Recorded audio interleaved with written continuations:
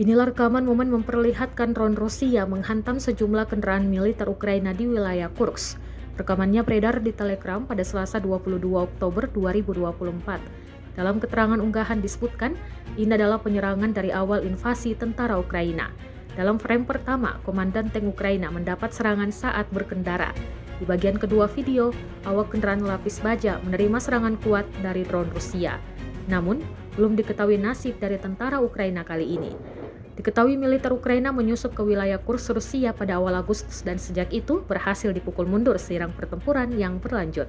Rekamannya pun menuai berbagai komentar dari warganet.